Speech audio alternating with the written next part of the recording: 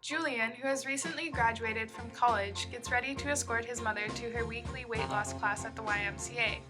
She attends this class to reduce her high blood pressure. Weekly, he escorts her because she has refused to take the bus by herself ever since integration. She is wearing her unattractive new hat that she had contemplated returning to pay the monthly gas bill.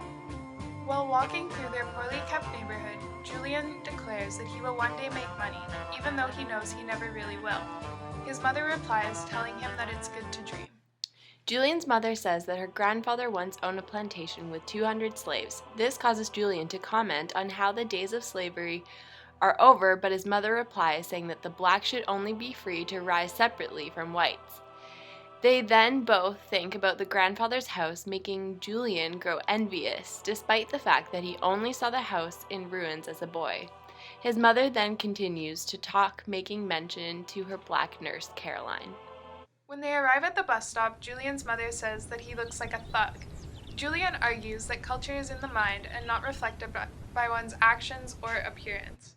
On the bus, Julian's mother says she is relieved that there are only white people on the bus. Another woman joins in, and the topic turns to Julian. Julian's mother exclaims that he works as a typewriter salesman but wants to be a writer. Julian tries to ignore the conversation. He judges his mother for her opinions, thinking that she lives in a distorted fantasy world of false graciousness. Then a well-dressed African-American man gets onto the bus, sits down, and opens a newspaper. Julian imagines striking up a conversation with him just to make his mother upset.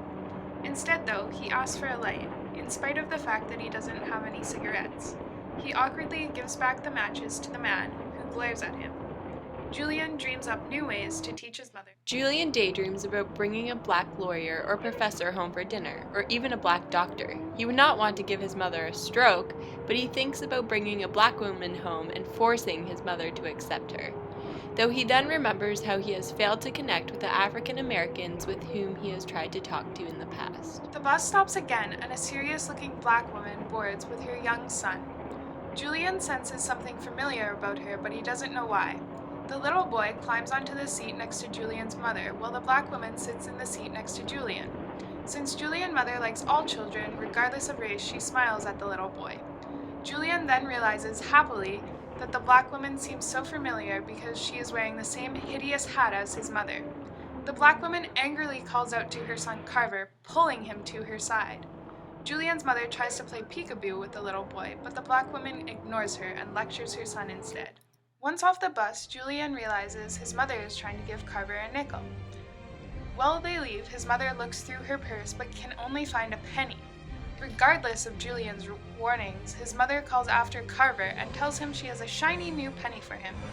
Carver's mother erupts with rage, yelling, "He don't take nobody's pennies!" She swings her massive purse and knocks Julian's mother to the ground, then pulls Carver away. Julian scolds his mother as he collects her items and pulls her up. Confused, she sways before stumbling off.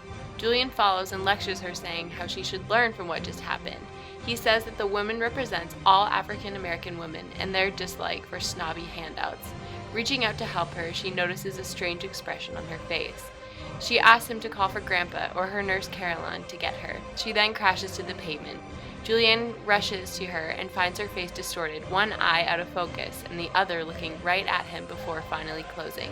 Julian begins to run for help, but quickly returns to his mother's side.